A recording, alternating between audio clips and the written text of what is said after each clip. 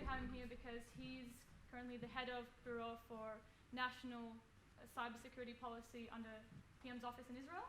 He's also the head of cybersecurity research at Tel Aviv University. And last but not least, he's also currently the head of Israel National Space Agency. So some very great insights that we're about to hear of now. And with that, please, I welcome to stage Professor Yitzhak Ben Israel. Let's give him an applause. Excellent. I wanted to say a few things about how we got into this stage that we are talking about Internet of Things, and then to the main message of Internet of Things and security. Although I think the name you gave to it's called Data Security Forum should be changed, but let's explain why. Let's explain why. And I'll talk, of course, from the point of view of Israel because I have experience in this, but I guess this technology is universal and should be applied everywhere. We all know about Turing and his, he invented the idea of a digital computer, but not many people know that he didn't build a computer by himself. The first computer ever was built by John von Neumann. Something, by the way, is very interesting, you know? It's the other way around. Okay, no matter, okay. Right and left is left and left is right, but the first computer was built by John von Neumann, who as a professor invited Turing when he was a student to give a seminar on his paper written on artificial brains. This was the name. And the first computer ever, digital computer, I'm not speaking about analog computer, was built for United States Army in 1946. You can still see it. It's a kind of museum in Aberdeen near Washington, D.C. It occupies a room bigger than this. It had huge capacity, 1K floating points operations per second. At that time, I mean, this is much more than people can do. Occupying such a volume like bigger than this hall. And of course, everything changed once, and it was built on vacuum tubes. And everything changed once people started to build computers from transistors. And I'm sure you all know about the rate of miniaturization of computers, of transistors. In the last 50, 60 years, first time people started to build chips from transistors was 1960. So now it's 56 years. The transistor dimensions shrink by a factor of 2 every year and a half. This is what we call Moore's law. You can see Moore smiling there in the background. He observed it only in 1965, 5 years after the beginning of building computer chips from transistors. And until now, you can see it goes more or less at the same rate. Every year and a half, every 18 months, we put twice the number of transistors on a chip.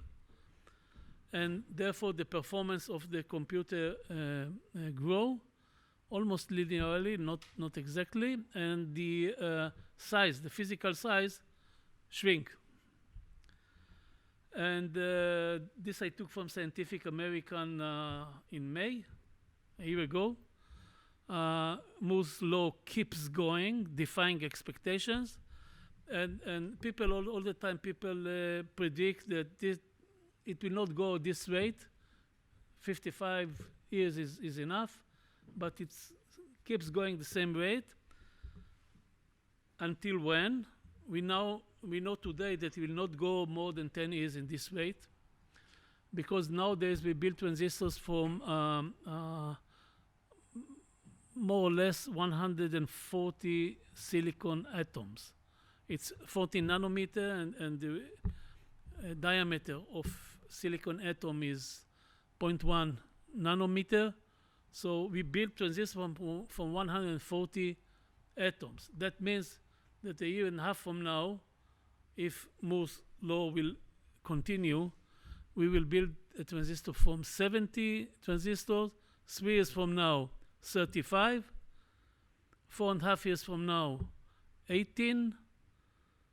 6 years from now, 9. Less than 10 years, we will get to 1 atom. And of course, we will not build transistor from half an atom.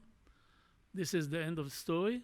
And therefore, we know that it will keep for 10 years or so, and then we would need to find different technology. Those technologies we work on currently. You can see what we call quantum computers in certain universities. It's not commercial yet. And because when you go to the size of single or some atoms, you need to calculate everything according to quantum theory, not the classical physics. And if quantum theory is reliable, and until now it's 80 years for quantum theory, we didn't find any refutation, it is predicted that quantum computer with 100 qubits, we use the word quantum bits instead of regular bits, 100 qubits word with one length of 100 qubits will be 10 to the 30 to the power of 30 times faster than this one. It's everyone knows how to write this number, 10 and 30 on the upper right. This is something human beings usually don't conceive. What is the meaning of 10 to the 30? I wrote here, you take billion, which is the largest number that we usually conceive. Take billion times billion, it's a huge number. Take billion times what I've just said, billions times billions, billion. It's only 1/1000th less than this 10 to the 30. The ratio between a quantum computer like this and this computer is more or less like the ratio in power computation between this computer and the floor here. More or less the same. It's almost non-imaginable even what we will do with computers once we will have those quantum computers. There are certain universities in which they already work, very far from being commercialized. I saw one a few months ago in Singapore.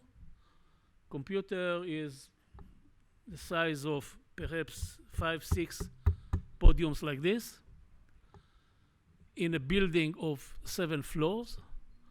All the rest of the floor and the other 6 floors are cooling machine.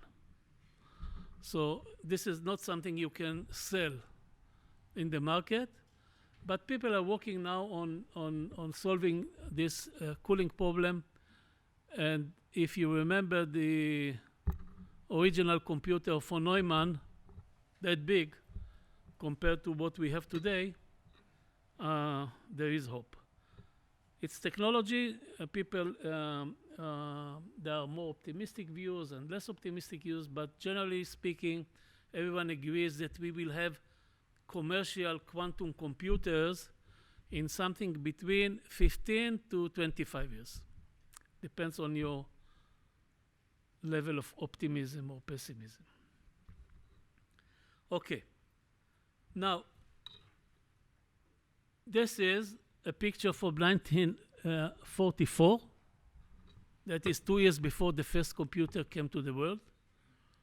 This is the room, one of 6 or 7 rooms like this, in which the FBI stored all the physical files that they had on people they were interested in. I don't know if you see from the last lines the size of this hall. It has less information. Where is this one key? It has less information than I have here on this disk on key. And the reason it's so big is because you cannot hold smaller than this one. Otherwise, it would be smaller.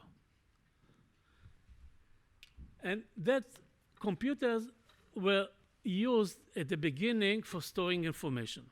And that drove intelligence services to hack into computers more than 30 years ago. Some of you were not born then, but people started to do what today we call cyber warfare or offense more than 30 years ago, because people started to store information in computers, and intelligence service need to know, and intelligence is about getting information. If it is stored in a computer, we should hack into it. This, and also the reason that part of intelligence, major part of intelligence, is achieved through eavesdropping, listening to phones, etc. And 30 years ago, the telephone hubs became also computer servers. Before this, it was mechanical. The relays were mechanical. Today, it's not mechanical anymore. And that's why at the beginning, and I'm speaking about the beginning of the 80s, intelligence services, not known to the public generally, intelligence services started to do what nowadays we call cyber technology. At that time, it was called intelligence gathering.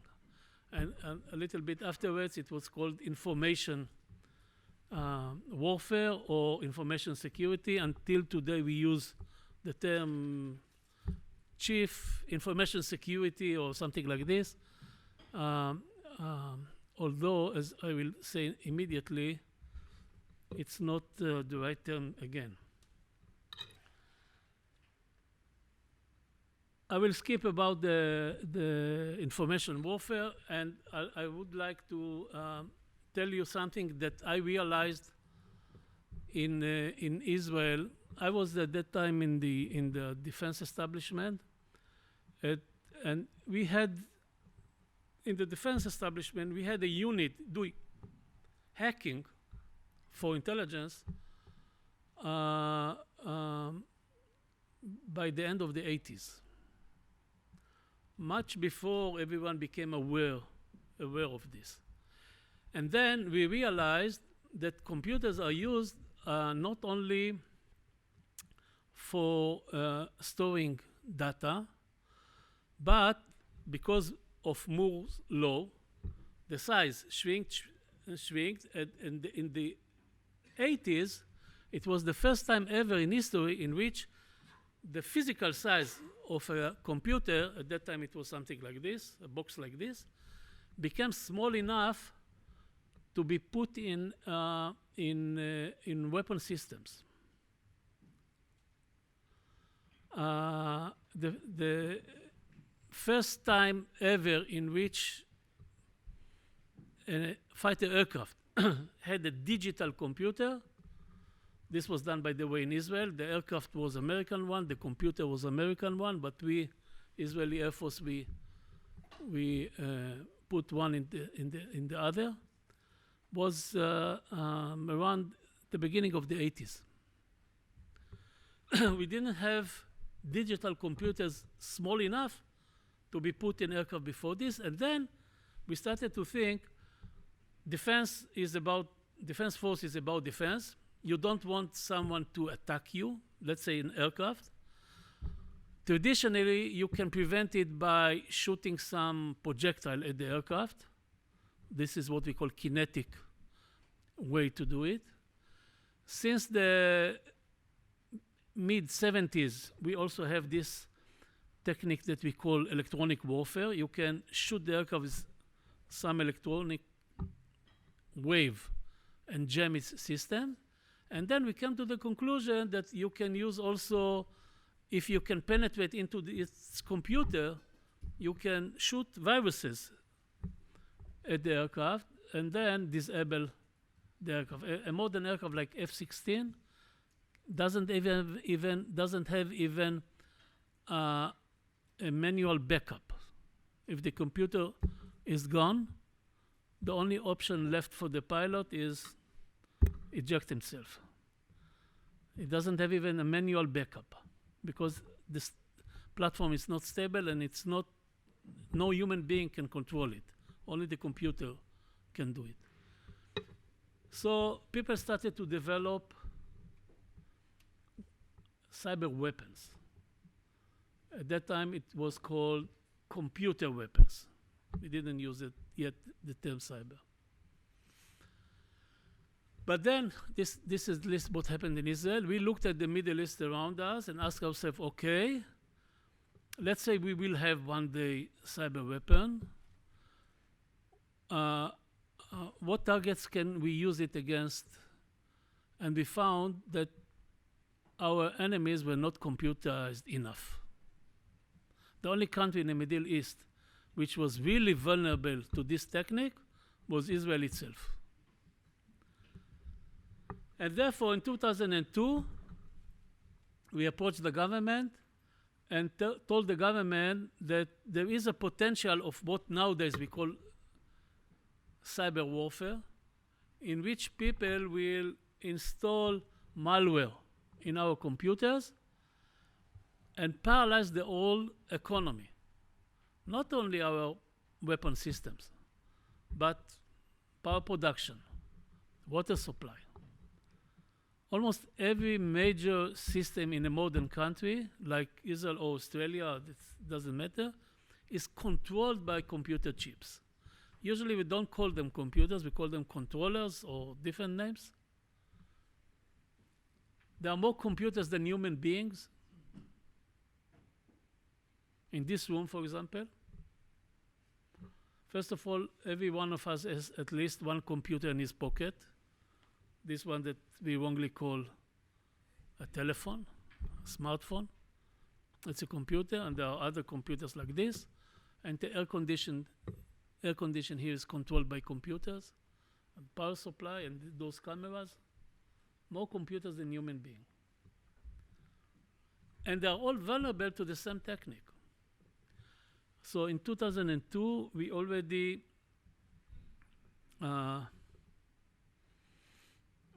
established in Israel a special unit that was put in charge of protecting what we call critical infrastructure. Critical infrastructure means infrastructure that is critical to the function of the state, like power production, water supply, and things like this. But then came three events, this one I took from neuroscientists, three events that caused the whole world to stop sleeping, to awake.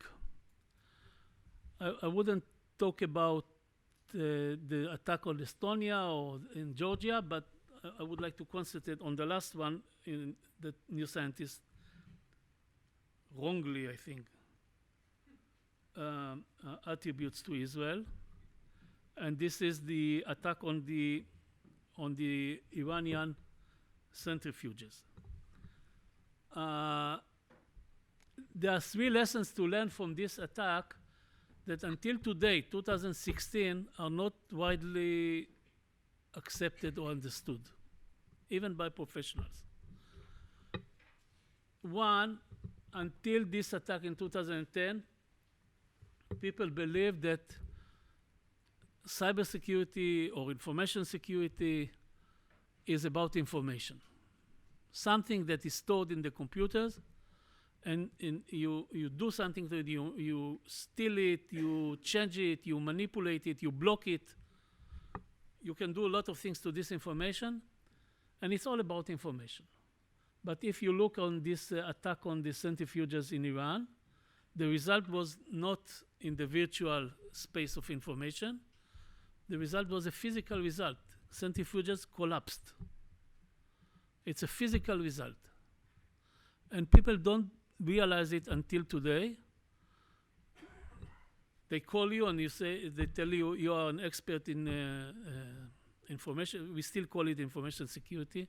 It has inertia, big inertia, the name.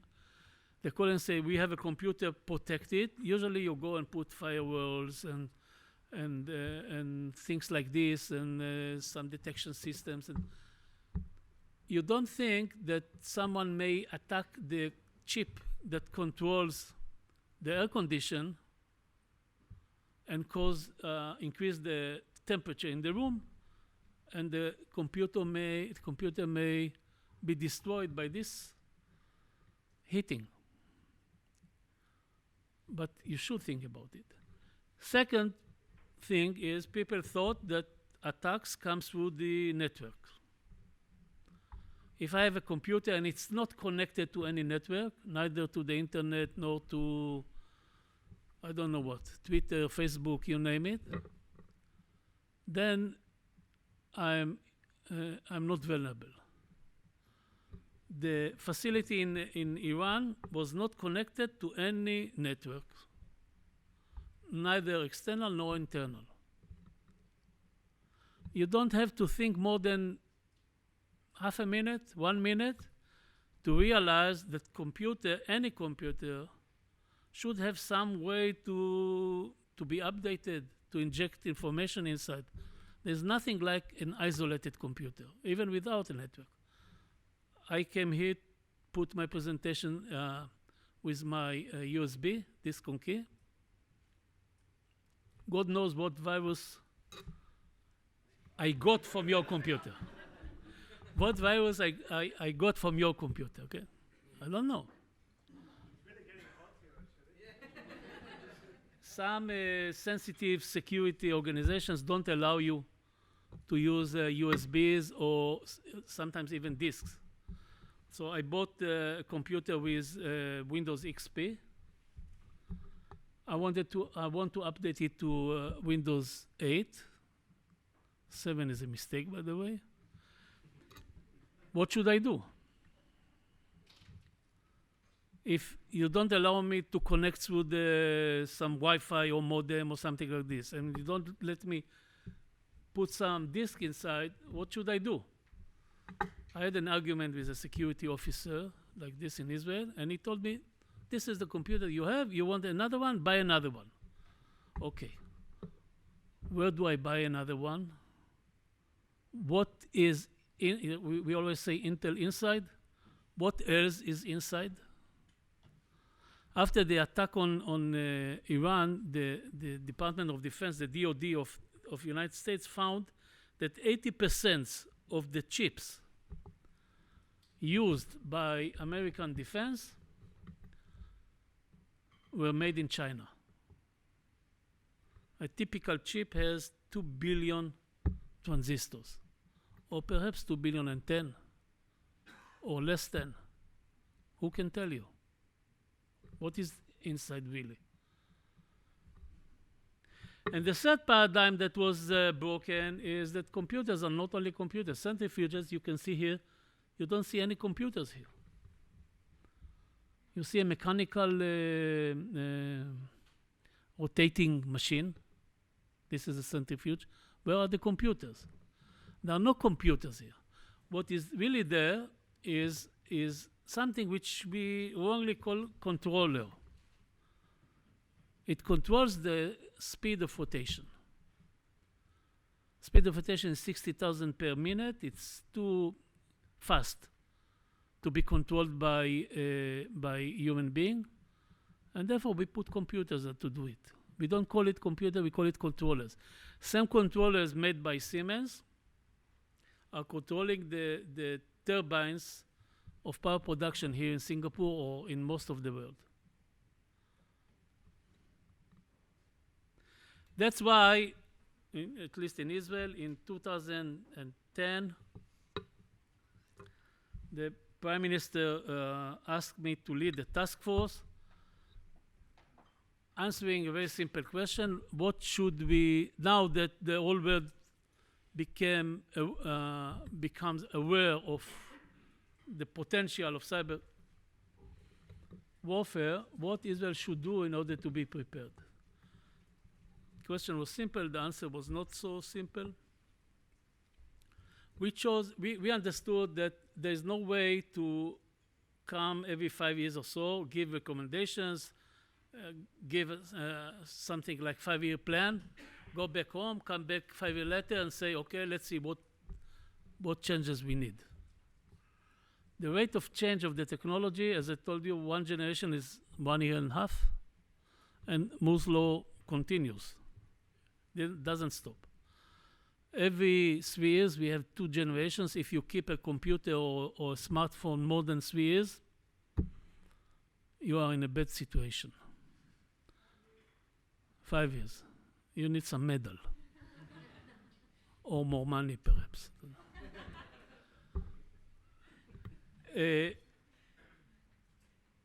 There's no way to do it. You need some living system, what we call ecosystem, that will follow the changes, the technological changes, follow the threats,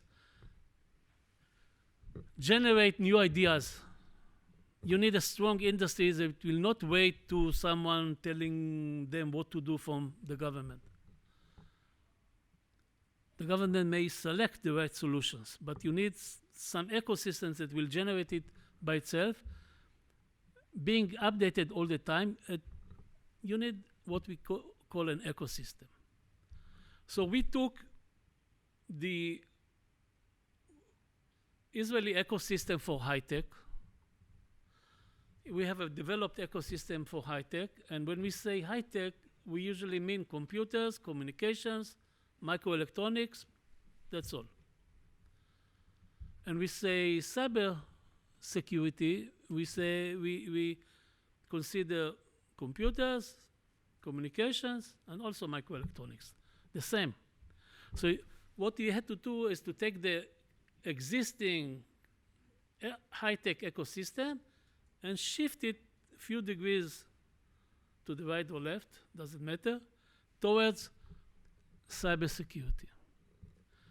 And suddenly we found that we have an opportunity here. It's not only a threat, it's an opportunity. We can, in a way, save the high-tech ecosystem. And that's what we did. But for doing it, you need to go over all the different areas, not only the technology, not only industry, but also academy, for example.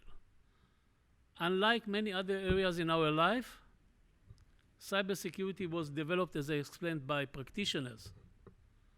It didn't emerge from the universities. The universities lagged behind. So you need to take care of it.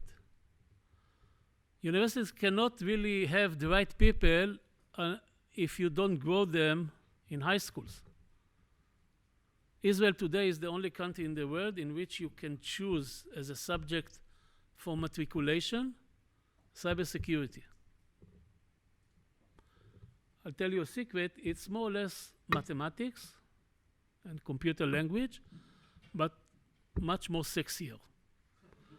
Kids don't like to study mathematics, but cybersecurity they study. But you can choose it for matriculation. So we looked at all the ecosystem, and to show you some results, in 2000, these are the results for 14, but we have also the results for 15. It's a little bit bigger even. 2014, Israeli export of cybersecurity products and services was something like 8% of the global market. We are 8 million people in Israel. We are not 8% of the world, of anything. 8% of the global market in cybersecurity. In terms of investment in R&D, we are 13%. We were 13. The numbers are even a little bit bigger in 2015. And it grew in a factor of 4 in those 4 years, since the government decided to do what I recommended. It grew in a factor of 4 in 4 years. It's a huge growth. You can see it graphically. Meantime, Moore's law continues. You remember all these old technologies? Tapes. Does anyone here have a tape recorder? You're a collector?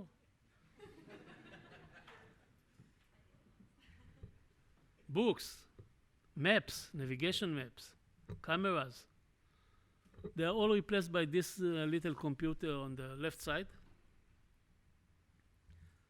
And people, and because of Moore's law, the chips became so small and so powerful that people started to put it everywhere. And then emerged this area that you call here today Internet of Things. I can computerize every device at my house and then interconnect them. They will talk between them without really human intervention in the middle. I have to be at a meeting with the Prime Minister at 8 o'clock in the morning. I have Waze. You use Waze here in Australia? In Israel, we use it extensively. I have Waze. Waze knows that it takes 1 hour to go there from my house to at this time. So it may set up automatically I have a radio alarm that is awaken me every morning. It may set it up automatically. I don't need to do it. It looks at my schedule. It looks at the reports coming from the road and may wake me up. That's a very good example for Internet of Things. And people started to think about Internet of Things, then smart house, then smart cities. All this smartness comes from the artificial brain, from the computers, the chips.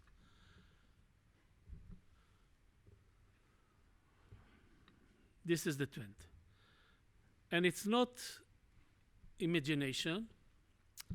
This is, my wife bought a new refrigerator 3 months ago.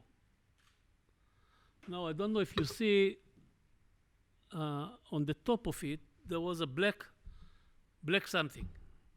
Here you can see it closer, and here you can see it from closer. I approached it. Look, what is it? This is what is written there in my refrigerator. Asked my wife, what is it? She told me that if we have any problem with the refrigerator, all we need to do is to take the smartphone, should be close enough to this point there. It has Bluetooth. It interacts with the smartphone Bluetooth. It transfers a message to the maintenance company some 20 kilometers from my house, and the technician will come with the right spare part. Every morning, I open this door and I look at it and ask myself, what else is there in this refrigerator? I don't know. And this is already in my kitchen. It's not something science fiction.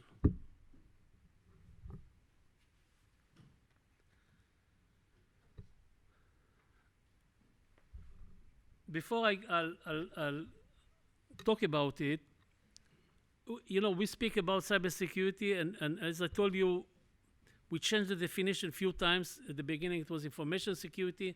Then we understood that it should include also physical damage.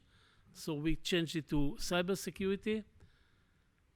And as time passes, every year and a half, we have a new generation of chips and a new definition of cybersecurity, at least for me, for the last 25 years.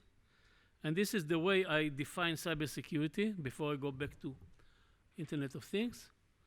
It's the dark side of the computer. We put computers everywhere. Internet of Things is only the last area we talk about, because we would like our life to be easier, faster, less people involved, less hard labor involved, things like this. But we create by this a weak point. We create some dependence on the function of these chips. And if there are some bad guys in the world, and believe me, there are always bad guys somewhere, they may use this weak point in order to do damage. One can use the vision of Internet of Things is that my refrigerator will not be isolated. It will talk with it will be connected with the power company that supplies electricity to my house to save energy, which means that someone can perhaps shut off the electricity, sending malware from his refrigerator. This is not something we planned or want.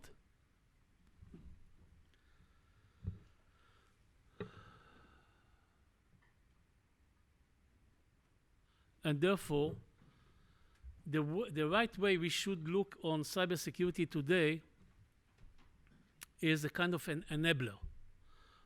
Internet of Things, smart cities, smart everything will never be applied unless we will have a sufficient level of security, of cybersecurity.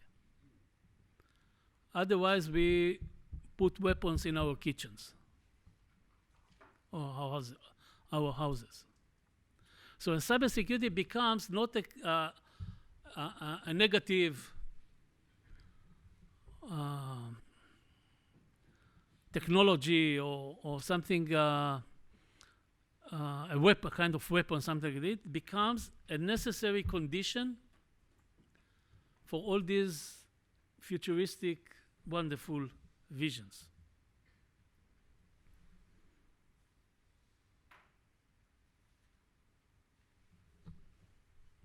This is to summarize everything I said in one. I have 3 minutes or 4 minutes. I told you that one of the conclusions we had in the work I did for the Prime Minister was that academy lags behind. So we decided to set up, in Israel we have 7 what we call research universities, and some 100 simpler universities, we call them colleges. For these 7 research universities, we recommended also that at least 5 of them will have cyber research centers, and that will teach. Tel Aviv University is one of the first universities in the world in which you can come and get a degree in cybersecurity. I don't know if you can do it in Singapore. Usually you want cybersecurity, you come and study computer science or engineering or mathematics, and then you practice on the job. But Tel Aviv University, you can come and study cybersecurity, and we have a huge research center, some 250 researchers. It is interdisciplinary by nature. If I may summarize all my 25 years of experience in one sentence, it will be something like this. Cybersecurity problems usually have technological solutions, but the problems are never technological. Problems are legal. They relate to human behavior, sometimes individual behavior, sometimes societal psychology, business considerations, and things like this. And we took advantage of the fact that Tel Aviv University is a interdisciplinary university, and therefore some 70% of our 250 researchers come from what we call the main core, mathematics, computer science, and engineering, and 30% come from the softer disciplines, Faculty of Law, Business School, Political Science, etc.